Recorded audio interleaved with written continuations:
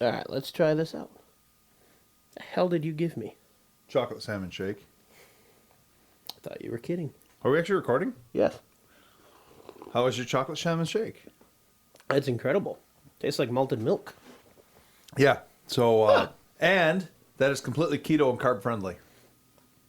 Really? Yes. That is fantastic. So I'm going to give a little shout out to a friend of ours, Matt Keith. Oh. Nice. Hey, Matt. So we're over at his house the other day, and he's got this big jar of this protein powder stuff, but it says MRE Light on it. And I'm like, I've never seen this one before, and I like protein shakes and stuff. So he's like, dude, he goes, it's totally keto friendly, and I look at it, and sure enough, it's like no carbs in it, no sugar. I'm like, So bought it on Amazon. It's cheap enough.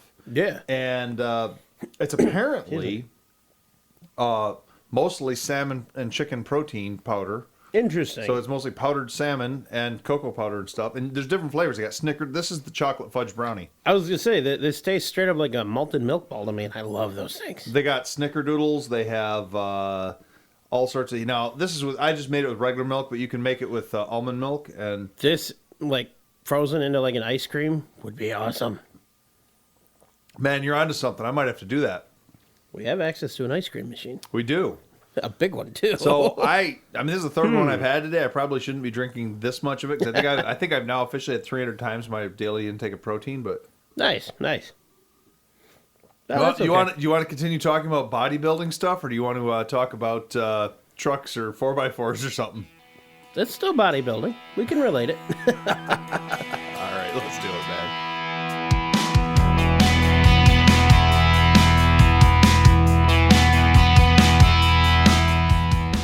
It's time to hit the trail, lock in those hubs, and throw it into low range. Because you are listening to Wheelin' with Keith and Johnny Orange. They're here to talk about 4x4s, trucks, and everything to do with enjoying the great outdoors. Buckle up. Here's your hosts, Keith and Johnny Orange. This is really good. Are we still going? Oh, yeah, we're still going. I didn't stop. This is really good. You're still going. Yeah. Yeah, it's cheap enough. It's like $28 for a gallon of it or whatever. So anyways, all right. Just before the show, you were saying that you had an idea about doing some sort of... Oh, yeah. Hypothetical. A hypothetical for Yeah. me or for us or what? What do you... Well, we can go back and forth with it a bit. Okay, what's your hypothetical? So we got into a conversation at work the other day, a couple days ago there, about, your hypothetical, you win the lottery. What are you building or what are you buying? Okay, So, so strictly speaking, vehicles here. You could buy a brand new, whatever you want, or fully restored, whatever you want. We're going to keep this 4x4 only. okay. You get to pick one vehicle, and then however you're going to outfit it. All right, so what are my parameters? How much did I win the lottery for? Enough that you could build anything you wanted. So I hit the Mega Millions or something. Sure. All right, $500 million. Oh, jeez. After taxes. After taxes. And after you share some with me. Okay, all right. And oh wow. And so That was kind of where I was. do I have to spend it all on the vehicle? No, or no, is no, it- no, no, Okay, no. all right. No, I mean, you could go down buy a little Jeep Cherokee from the guy down the road for $500 and call it done. Or you could, I don't know, buy your one of whatever in the world. You could buy the prototype of the Cybertruck and then turn it into a diesel with axles from an MRAP. Oh man. Okay. So that's a really interesting question. I do like this question because my idea of a dream vehicle continues to change all the time. I am becoming more and more drawn to utility type overlanders.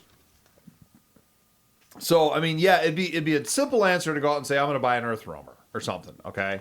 But I don't know that that's the route that I'd want to go. I'm not sure. So it changes every day. I think it'd be more fun for me to at least answer this. Like, how would I build something? We'll go with this too, just because you got the whole family thing. This is your personal vehicle. So we're going to take any of the family, anybody else, doesn't matter. This is what you want to build. Well, You for you. me for me. And whether you want to build it or have it built is irrelevant. but I want to build it. I don't want to just Okay. say I'm going to go out. That's what I'm saying. To go Yeah. out and just say I'm going to plunk down $500,000 on an off-road earth roamer, or I'm going to go, or more if you go like the big XV we talked Yeah. about before for 2.5. So that's the lazy man's out, or to go say I'm going to go get a Carlman King, as we talked about way in the early days of this episode. Yeah, episode 4. Or this issue. I only this know that podcast. Yeah, I was talking to someone about that yesterday. Okay. And I actually shared him the link to the episode. Hope you listen, Kyle, and I hope you keep listening to the show. So. All right. So, all right. I think personally, right now, I would probably. Well, okay. All right. Because obviously we have to set our own personal parameters. We have to think about this a little bit, and I got to put some reality to this situation in my mind because Okay. my quote unquote dream vehicle as of today would fit my lifestyle as of today, which includes my job. Mm-hmm. So I would end up building something to drive daily to my job. But the reality is, if I win $500 million, I'm quitting my job that I have now. I love where I work. In fact, I even posted on Wheeling a link to it's Blue Star Demolition. I've never said it. I've never said it before, but we're hiring $18 an hour. Excuse me. In Michigan. And really, you don't have to have any requirement. We train you. So if it's something that somebody's interested in working with me, working in demolition trades, that's my day job.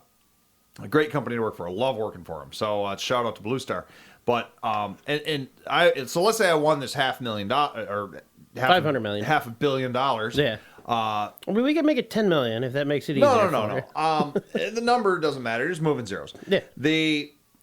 So I could answer it with I would build something for my job that I would drive every day, and I have one way of answering that, but knowing that I'd leave Blue Star and I would probably, like I said, I'd couple weeks notice or what, I finish out the project I'm on, I'm not going to just be like, oh, I'm gone, I got money, I'd be like, all right, well, let's finish out the season or whatever. And then, thinking from that way, I would have to say, I'm going to build something that is going to fit my new lifestyle that, I'm not necessarily going to be lifestyles of the rich and famous, balling, going out there and, buying a McMansion and, I'd upgrade house. Mm-hmm. I would do that. I might move to.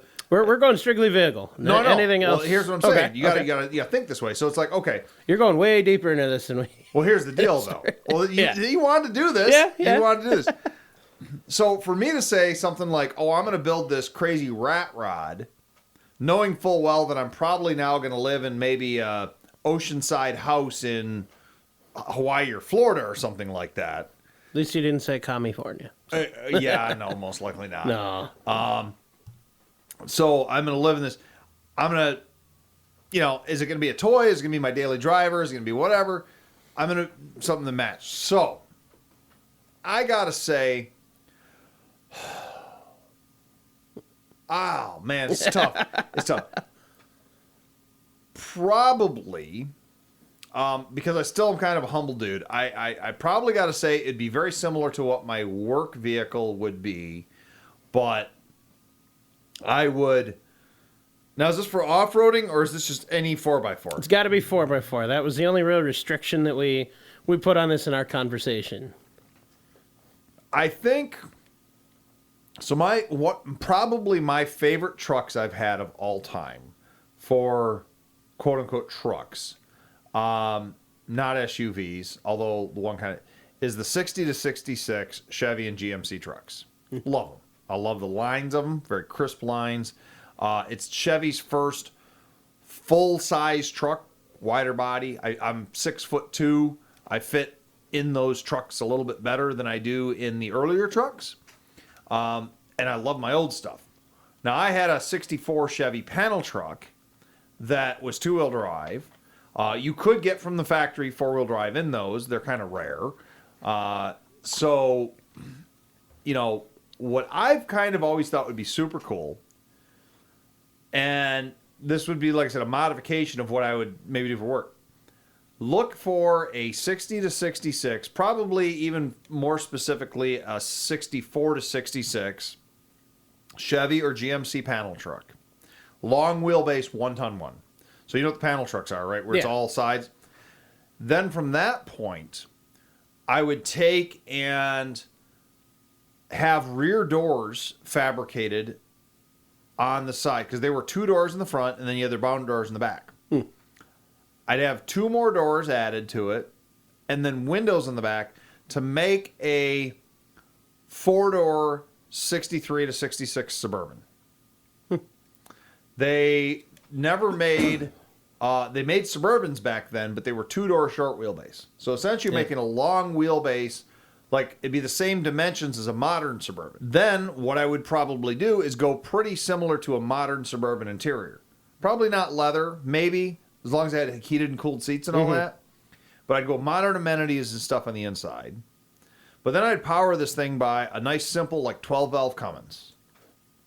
I like it. Hooked to probably a G56 6-speed manual. Definitely at that point got to go to an ORD doubler from our friend Stephen Watson, Off-Road Design, who we've had on the show twice now. And, I've always wanted one of his ORD doublers. And I tell you what, I'd have to put one of those in there. I would then probably put it on new coil spring Super Duty axles. So I got the Dana 60 and then, the big Sterling or whatever I decided to put in the back. Probably somewhere around a 3 to 4 inch lift, real minor, with some taller, narrower tires. So maybe go to like a 37 1250 or a 40 1350. Not real wide. And I don't want to go with like 20s or 24s. I'm not that kind of stuff. I'd want to keep it. I'd almost I hate big rims. To me, exactly. To me, I'd probably even go with steel rims with original style hubcaps. I'd want to, if you can picture this truck, I'd want to, basically, I love Phantoms, vehicles that never existed but could have. Yeah. So I'm thinking 4-door Suburban that's been mildly and tastefully updated, that kind of has that Napco look to it. But like I said, it's still you got the coil springs in the front now. And so it's not a hardcore off-road vehicle, but it's a vehicle that you can feel comfortable driving that thing to a fancy restaurant. Yeah. Pulling in and, real classy, nice paint. I'm not talking rat rod at this point. I'm talking like maybe that kind of like ocean blue or a teal or something. Maybe a gunmetallic silver or something.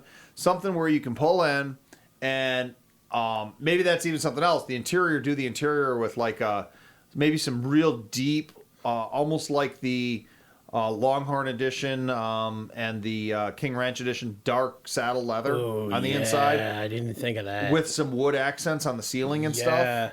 Do like the long wood mahogany strips, almost like a classic boat on the inside. That stuff really sticks to your mouth. Have you seen the treatment where they build the 4-door power wagons, the vintage power wagons? They build them as 4 doors, and then they do the same thing with the vintage carryalls. I don't think I have seen that, no. Not much. If I have, it's not registering. I think they're awesome. They're beautiful. I love them.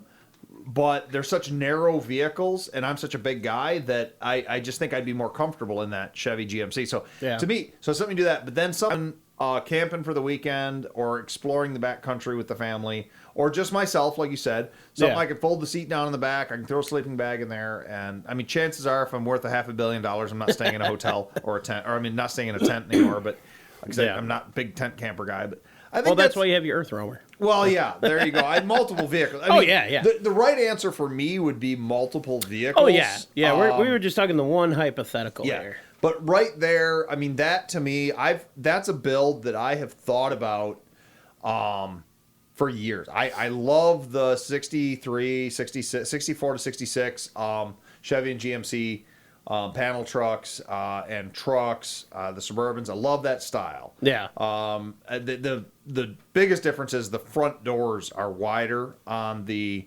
last half of the early 60s models there. So it's a little more comfortable getting in and out. And I just think that, you know, there was a company back in the day called Stageway and another one called Armbruster. And they did make 4-door Suburbans out of the panel trucks. Nice. If there's one still in existence out there, I don't know where it's at. I saw pictures of an old rusty one once. Nice. So I think you'd have to make your own. Yeah. And that's what I'm saying. So, you know, if I got to hire this out, you're talking extensive metal work. You're talking, you know, you're probably talking 50, 60. Whether you're doing it or whether it's being done, that's irrelevant. It's what you want. Whatever you want. I could easily see, you know, you'd be spending $60,000, $70,000 in metal work. You'd be spending maybe just as much in interior work. Obviously, I'm not just going to throw some greasy junkyard 12-valve Cummins in there. I'm going to buy a completely remanufactured or brand new one if they still make them. I'm not sure. I'm still going to stick with my manual. I like my manuals. And I just think that combination would just be so slick. And it'd be a beautiful looking truck. It had that classic vintage lines, but yet it's still got enough interior room where you're not cramped like in the really vintage stuff where you have the tiny cabs and all that. So it's about as old as you can go. I mean, Ford had wider trucks back in 57, 58. And that's another way you could go with it. I've thought about doing the same thing with using a 57, 58 Ford panel truck and extending it. Didn't you start, or you had one of those at one point in time, didn't you? Not a 57, 50. I had a 48 Ford panel truck, and I remember that. Yeah, though. and I had a 64 Chevy panel truck. Okay. Those are the two panel trucks. One of them I remember seeing then at the old house. Yeah, one of the old ones. The Ford never ran. I got it. It had a 383 Chrysler in it that didn't run. But the 64 Chevy panel truck I drove. I'm sorry, I keep saying 64. My C10 was a 64. The panel truck was a 66 the last year of that body style. Nice. I had a 230 straight six 3-speed manual on the floor, and I drove that thing for thousands and thousands of miles. And it was it was so rusty, but it was such a reliable vehicle. Yeah. In fact, there you go, listeners. I am still somewhat looking for and like I said, I would go all the way back to a 60, but I'd really prefer another 64 to 66 Chevy or GMC. 1 ton, because mine was the half-ton short wheelbase, which was really cool. But I think I want to go with the long wheelbase this time. I'm not saying I would snuff a short wheelbase, but if somebody's got one out there, I'm just not looking to get into a complete rust bucket on this thing. Yeah. And I'm not looking to buy somebody's completed project. So if somebody's got one where they're like, yeah, maybe $2,000 or something, and it's a clean body, but it's not, no running gear or whatever, I might be interested because, reach out somehow. I really want to do another one of those someday. That'd be cool. Or do one, because I drove one every day. But yeah. So, John, I mean, here I am talking, as I do a lot. I'm a talker. I know you're over there enjoying your salmon shake. But that was delicious. It kind of lingers for a bit after, and I apologize. I keep clearing. I think that's the artificial sweeteners or the milk or whatever. That's usually milk will do that to me. I want to make it with almond milk next time. But, that could be good. Yeah, I don't want to know how you get the almond milk. Almond milk normally tastes like kerosene to me, but I think that's got enough flavor in it that it might cover that. It could, or it could really emphasize the salmonness of it. I don't really get that. I don't really get any of those notes. It's fantastic. It's kind of weird. Yeah. So tell me, what would you build with it? Do you have this all written down? You got notes? No, I mean we started snowballing the idea at work there, and then customers came in, and we had to get back to work. So. Okay. No, I would definitely start out with probably 4-door Wrangler was where I was going with the whole thing. I would definitely do like that saddle leather seat. I had not thought of that the other night. First and foremost, two things to do. If there's plastic on the outside, it's gone. Okay. I hate the plastic fenders or flares that they have on those. That would be made into metal. Probably, I don't know, maybe 5-6 inch, something like a nice solid long arm lift kit on the thing. I'm in between on the axles. I love the idea of going with like the Rockjack or the Dynatrac 60s. Dynatrac 60s? I take back my last one. Instead of going Super Duty axles, I want to go Dynatrac 60s. Yeah, I'm thinking those. I don't remember if those portal boxes, if they make them for those or not. But I would definitely do the portal boxes if they're available for those axles. Man, I can't believe you meant that you just brought that up, because I was originally, when you posed the question, I was thinking about doing the Axle Tech portals or something. And that would be cool. I completely just out my mind. But yeah, I think that'd be a really cool way to do it too. Yeah, driveline wise, absolutely rip out the engine and the transmission. I want to do a diesel engine. I'd love to do a 12 valve, but I wouldn't mind. I mean, if the money's no object situation here, maybe one of the new modern diesels. Just ones that runs a little smoother, a little quieter. That's a big thing for me too. Yeah, and that's I what mean, I've I thought love the about. old ones, but if I'm gonna be dumping this much custom money into something like that, then I might just step it up just a little bit. I would say in my Suburban idea that I was talking about, obviously it would fit. The new Duramaxes are getting pretty respectable. I think I'd go with a Cummins still. Would you? Yeah, just I like to keep it all the same family, so to speak. Okay. I definitely at least a 5-speed manual, like one of the Tremec 4050s. I think those are 5 speeds, right? Yeah, they are. Yeah, something along those lines. Again, newer, more updated, stupid strong transmission. I hadn't really thought of the transfer case. I mean, I don't know what options I'd have coming out of that, to go to the axles at that point. I mean, obviously, it would be something big and beefy, of course. I really like the idea of doublers because you can do a standard transfer case with a standard low range because, when you're in something like, even when we were on Ultimate Adventure, Chad and I, and we had the Rubicon 4-to-1 transfer case, there was a few times where you needed that mid-range gear. Yeah. Now, with a manual, it's a little easier to put it in third gear, 4 low, and you can go. But there's some times where you're going a little bit faster, and you find yourself in 4th or 5th gear in 4 low. It's kind of just an odd thing. The doublers really do offer... and that on top of the portals would be sweet. yeah. Oh, yeah, for sure. Yeah. And then as far as the tires, something like 37s, I'm thinking. Wheels would be determined by the portal. I don't know what size wheels I'd have to do because of the portals. I think you have to run 18s or 20s with it. Which just means I have to go to the bigger tire and maybe more lift, I guess. I think 4-door Wranglers on 42s look pretty slick. You run 42s on a 20-inch wheel. You're with like some that wouldn't look bad. beadlock wheels or something. Oh yeah, definitely beadlocks. Especially Absolutely if you go to like the Trail Readies or something, you got that wide band, so the wheel doesn't look that big. All right, yeah, you make. I always kind of like that where they would do that. They had that wide beadlock on them, and now it takes away from having that just big rim look. Yeah. No, on top of that, I mean, definitely, body armor everywhere. Maybe an exo cage, maybe not. I'd have to, adjust the build as needed with that. Okay. The biggest thing that I'd do, and I don't think a lot of people would necessarily think about this one, I would rip the entirety of the dash system out. I would go completely custom dash, keep it simple with a gauge cluster, nice stereo. Oh, for sure. I don't know how I'd redesign for the HVAC controls. I haven't figured that one out. Go with like a Vintage Air standalone system or something. Yeah, something nice and simple. It's all analog, yeah. Yeah. I mean, this is... I don't know where I'm going with that. And I don't like the window switches in the center. They have those manual crank windows, don't they? I feel stupid having to ask that question. Yeah, I think they do. I can't remember if the 4 doors are new enough to not have that now. I think you can get them with crank windows. Mine did not, and I hated that, having them in the middle. It was stupid. Yeah, because, I mean, if they don't have it, then they'll have it in this project. Yeah, just have them made up. Yeah, and then I'd probably continue that saddle leather on the dash, any of the coverings with that, wrap the steering wheel nice in triple it. stitching with like the white stitching or something. Yes, I love that. I saw that on a King Ranch F-150 when I was working at the dealership. Yeah. The smell in that vehicle was heavenly. Oh, I know. Oh, my God, it was incredible. There's a number of people that have done the King Ranch upgrade into an Excursion. They've taken a King Ranch 250, 350 interior. I found a set of seats on Marketplace a while back from one. How much, though? Like $600. That's dirt cheap. Yeah. You can flip them for like $2,500.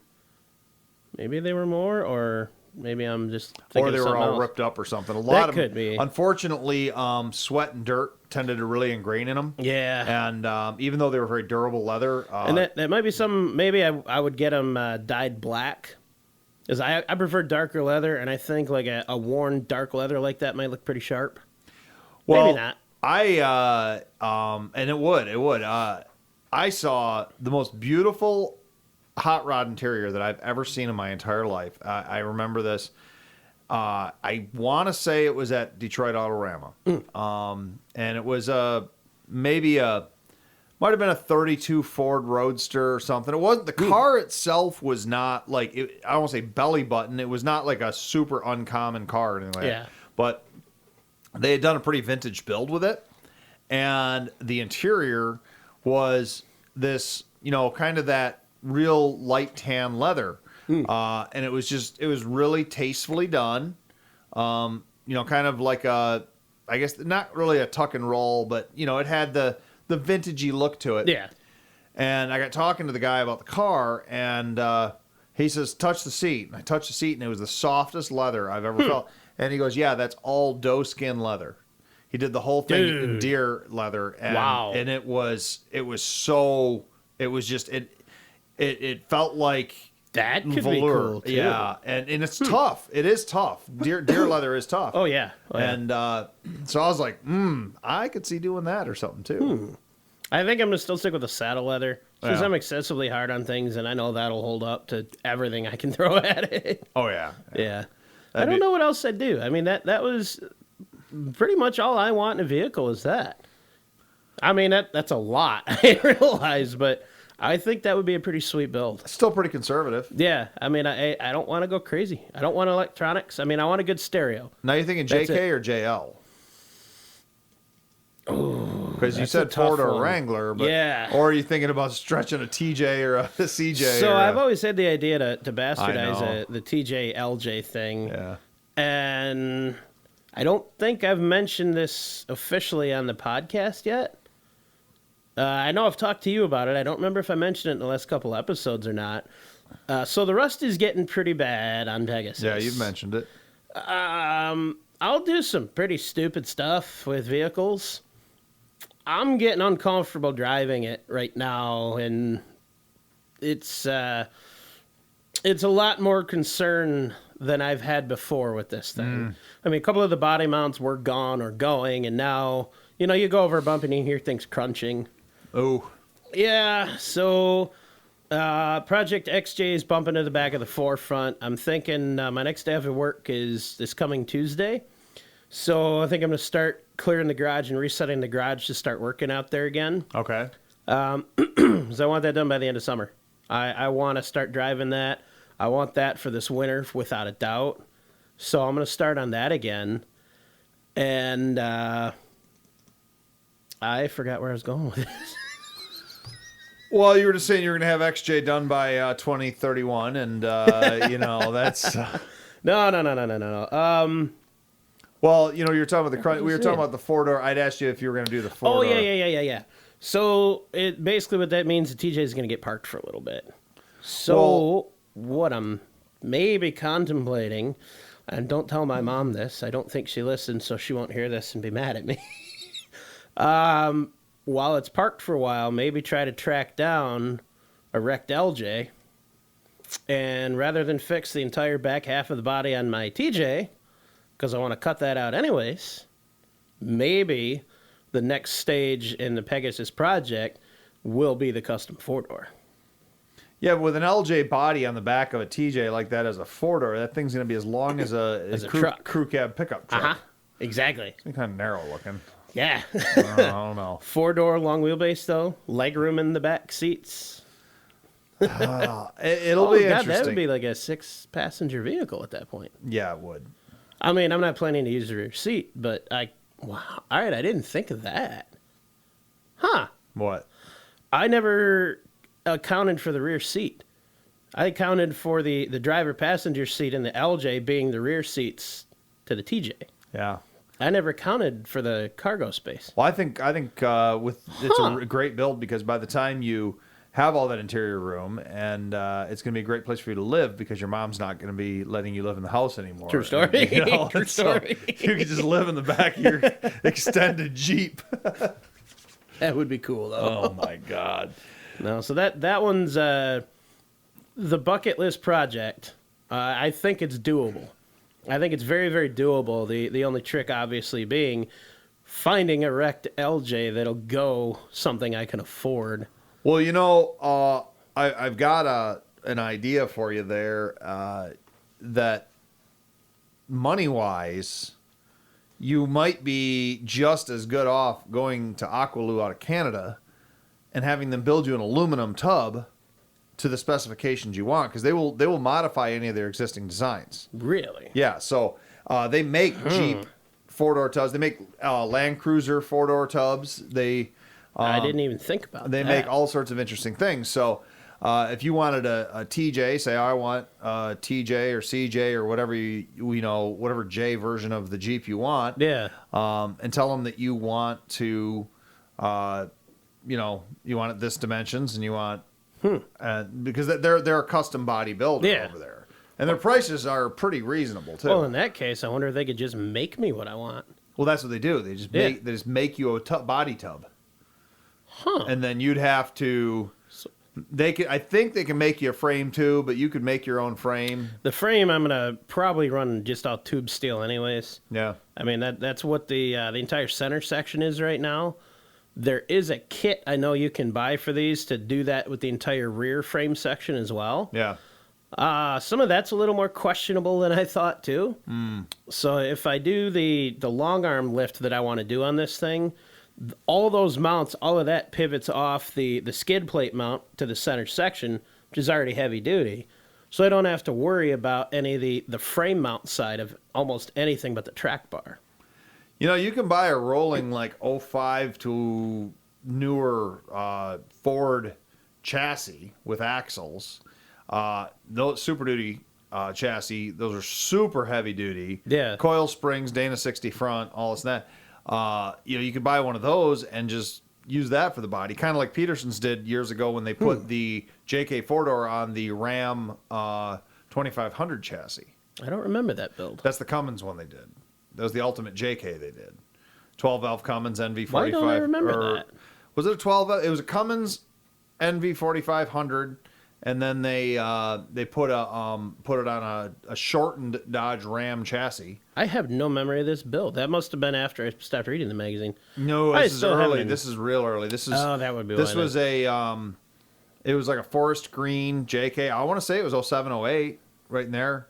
It was right when the JKs came out. I was going to say that very easily could be because I didn't meet you until 2008. I think it was 2007, 2008. So that would explain why I don't remember because I didn't know. Yeah, so that would be, but it's it would be cool. interesting too. Yeah, you do it that way, and then now you've got this heavy duty chassis. Ford does build one of the best chassis out there right now for strength and rust prevention. The Dodge chassis are a little thinner and they tend to rust, and then Chevy's all IFS. So. Yeah. Back to that's another one you could build. Going back to your money's no object with the new Kodiaks now that are solid axle again. Chevy's first 4-wheel drive solid axle since 09. Nice. With the, you go with the 4500 through 7500 Kodiak and super single it. You could build a heck of a big truck out of that. That would be sweet. Yeah. That's another one that. There's so many good ones you could do out there. Oh, yeah. How'd you guys get on this subject the other day? I don't even remember. I have no idea how we got to that. No? We were just talking about something. Like I said, we had a little bit of dip in customers at the moment, and I have no idea how we got on it. That happens a lot. Well, it's the if you won, what would you do and travel the world and do this? Oh, without a doubt. Yeah. Without a doubt. There's a lot of places I want to go, a lot of things I want to see one day, hopefully. And just kind of go from there. So it's a fun exercise, but the thing is, it kind of told us about both each other is we still stayed pretty conservative. Yeah. It wasn't like we're saying, I didn't tell you about the gold-plated paint I'm planning, did I? Yeah. Diamond studded rims or anything like that. That's Rattle Can Ultra Black. I mean, that's one way of doing it. Actually, I saw this paint. I shared a video on my personal Facebook page of it. I'm trying to remember what they call it. It's like super black. Oh, I heard about that. Yeah, and the guy, it shows him painting a room in this paint, and it cuts out 99% of visible light. Mm-hmm. And it shows the camera standing there. He's like, I'm going to turn this light bulb on. Click. And you see him and nothing else. And he laid out like the measurements of the room. It was like, I don't know, he's standing in the center 6 foot all the way around to the walls. But it's just him standing there. It absorbed so much of that light. It was so cool. Hey, that they do some neat stuff with that. I want to do my room in that.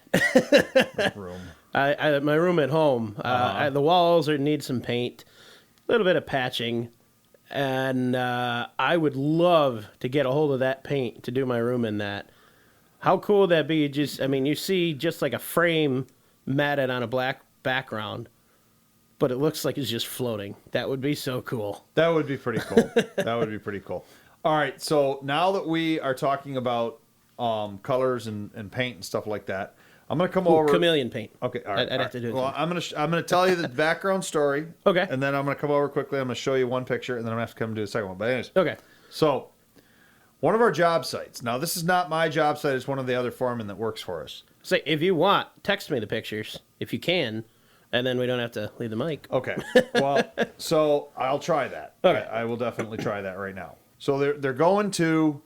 How the heck do I text this thing? I got to save it first, it looks like, and then... Cell phones 101 with Keith and John. Yeah, I know. This is pretty bad, isn't this? It's all good. All right, so let me... I remember, like 6-7 years text ago, or you Facebook didn't even message? have a... text. You didn't even have a smartphone. You still had like a Nokia flip phone.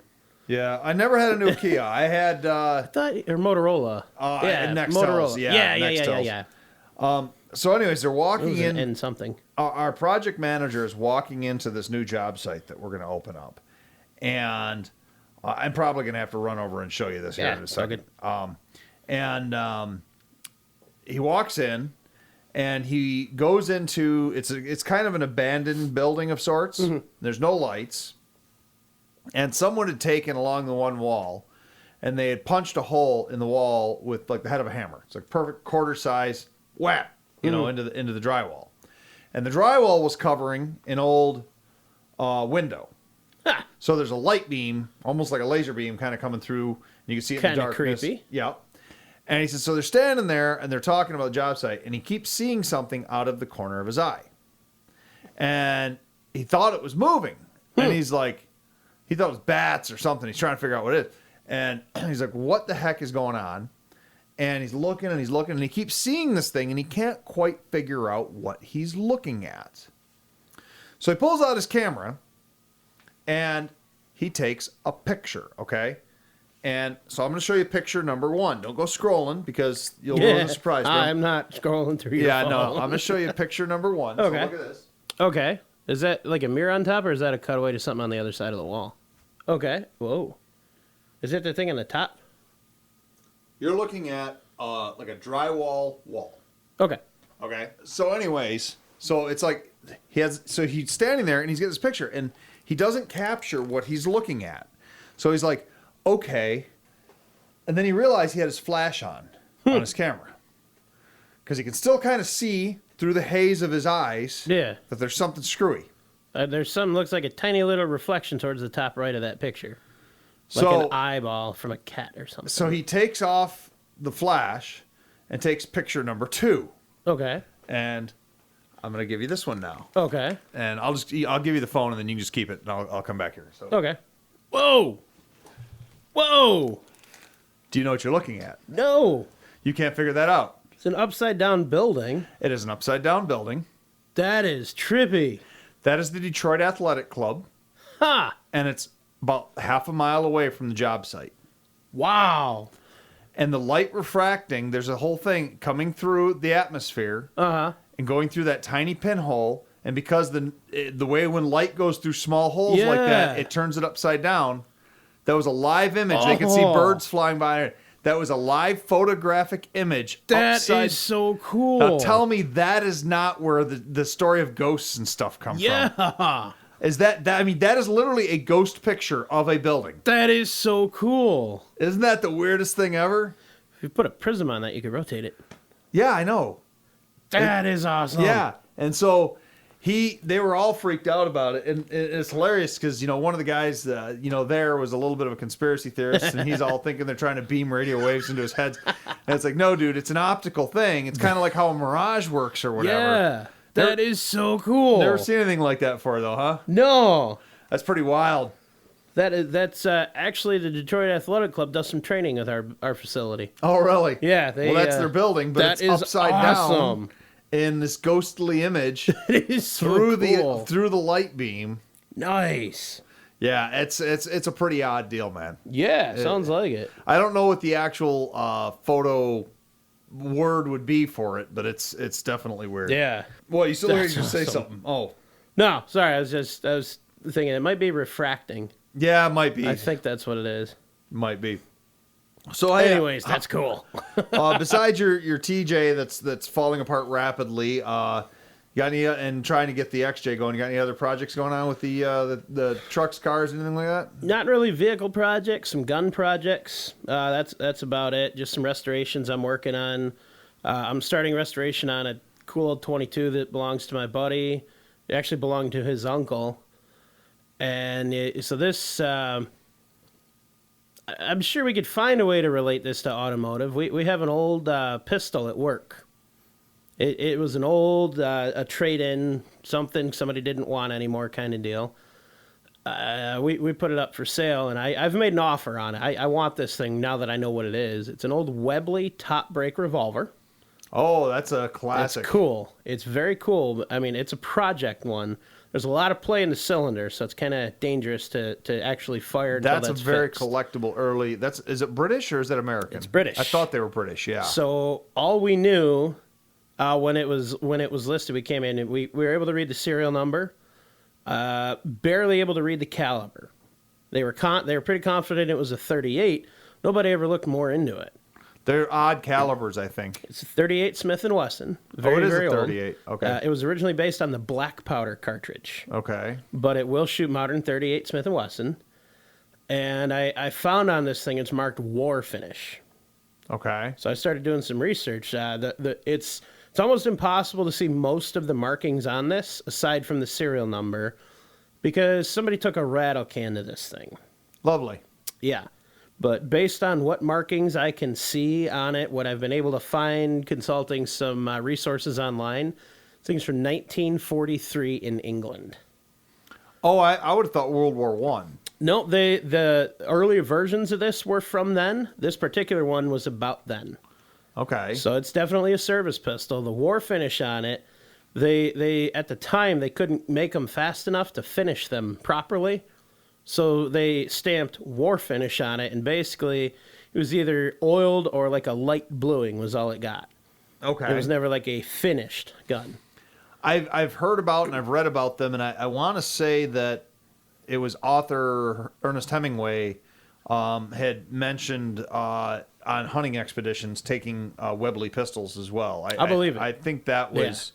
It's a fascinating history when you look back on it. Okay. You know, and That's top break? yeah. Yep. Yep, so the typical revolver, the cylinder comes out the side. Yeah, I've got a top break. Yeah, the gun actually just kind of breaks in half, like a Yep. break-action shotgun. It's so cool. And I'm hoping I can rescue this thing and restore it. It's only give it money. a new home. The offer I've made is low, and it'll probably go for that. Okay.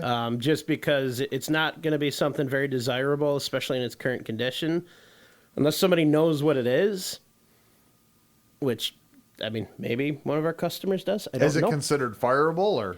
Not in its present condition, no. Okay. No, so we'll see what happens with it. I mean, this might just end up in a display case. Like I said, I'm gonna strip all the ungodly looking paint off it. But that's not the war finish, though, is it? No, it's a war finish gun. The war finish is actually engraved into the gun. But that wasn't them spray painting or something like that. That war finish, they said it was like a light bluing or bare metal and oiled. Okay. That's it. You can get that stuff off. These guys use regular paint thinners and things like Yeah, that. it's got to get aircraft stripped. It's nasty paint. That's what I used on that Yeah. Lefevre that I restored. It Yep. was that somebody had painted with black paint. Yeah, and that's this. I mean, it's caked on there. It looks like pot metal initially, but I've seen the actual pictures of the real ones or unrestored ones, and it's that bad. There's multiple layers of paint on this thing. It's Gotcha. really sad to see it, but you know, kind of like our thing with the museum, you know, saving history. Bring it back, save it if possible. Oh, absolutely. And it'll probably be a display only. I mean, I got to see what I can do to fix it. You know, tighten everything up. I might If I can determine it, is clocked correctly, I'll fire it for sure. Cool. Yeah. So Very, very cool. other than that, just working. Well, obviously, I'm continuing with the barn project out there. We're up on the 3rd floor now. And Yeah, that is awesome. I've seen your progress pictures. Looks awesome. in the middle of building a catio, so What? a catio. Okay. It's a patio for cats. Okay. Building one for my mom. She wants one. She's got that rescue 3-legged cat, and this thing is like always leaning up against the screen. And she wants one of those like things where the cat can go out the window but not run away. Oh, and, yeah. And so from one of my demo sites, I got some big. Just put one of those dog run leashes out there and get her a harness for the cat. There you go. You can't even harness. It's only got 3 legs. You can't harness it. It gets out like. I didn't think of that. Yeah, you can't even barely pick it up because it doesn't have a front leg, and it's like slips right through your hands. It's horrible to laugh at, but it's really funny. So it lost its leg in an accident or whatever. They don't know what happened. They found it that way with a mangled leg, so they amputated the leg, and the cat runs around like it's She no looks problem. like a sweetheart cat. But, It gets along really well. I've seen your mom's pictures and videos on there. Well, so I got these vintage steel. They're almost like a laser cut, but it wouldn't have been laser back in the day, so it must have been stamped probably. Panels that I'm making into a cage. Nice. And then we're going to mount it on the outside of the house, and then the cat's going to have like basically a 5-foot by 5-foot little That's awesome. play area that she can go out and maybe put a bird feeder on the side of it or something, and that'd be cool. Let her sit there and watch the birds. But, Very cool. Very cool. so I'm middle of doing that. It's kind of, I know, a lame project, but it is what it is. It's all good. Well, man, I had a lot of fun with your question today. We need to pose that to some listeners sometimes. I like that. So as you guys are listening to this, tell us your dream build. Again, keep the few things in mind. For the sake of this hypothetical, money's no object. You build whatever you want, as long as it's 4-wheel drive, and outfit it however you want. Let's see what you guys come up with. Let us know on 4x4 Talk, facebook.com/groups/4x4 Talk, or just search 4x4 Talk. Pull it up. Let us know what you want to do with it. Yep, we're going to get like 18 people. They're going to say, I want me a 1992 K1500 Chevy, and I'm going to crank the torsion bars, and I'm going to put some 35s on it. That's your dream and truck? I'm going to That's put a awesome. stack on it and a Monster Energy drink sticker and a Yee Yee sticker on the back of it. Hey, if that's your dream truck, that's awesome. We want to hear what you guys want to do. Oh, let us know. All right. Well, hey, and if you are interested in hearing about automotive and 4x4 history, you're going to want to check out the Museum of Off-Road Adventure in Clay Township, Michigan. We are currently open by appointment only. You can call 877-FWD-MORA, M-O-R-A, to make an appointment. And we are on all of the social medias at Museum of Off-Road Adventure, at least Facebook, Twitter, and Instagram, most active on Facebook. We do have a Facebook group for people who are into off-road and 4x4 vehicle history called 4x4 Museum. Make sure you check that out. And, we always appreciate you guys listening in. And if you're looking for episodes on any particular subject or topic, make sure to shoot us a message through something and let us know. Absolutely. If you want to check some other bonus content. So after every recording session, we do record what we call the End of the Trail, which is our after show. We do have those episodes available on Patreon. We got a bunch of them up for free right now, everything from our first year. New content being added, we'll call it every other week. It's kind of the new schedule with that. So be sure to check that out. It's a little bit more fun, a little bit more relaxed. I mean, get ready, crack a beer with us or pop a cork and enjoy along with us. If you do like what you're listening to, whatever platform you're on, make sure you hit like and subscribe. Let us know any comments you have, and we'll go from there. So with that, say thanks for listening and have a good one, everybody.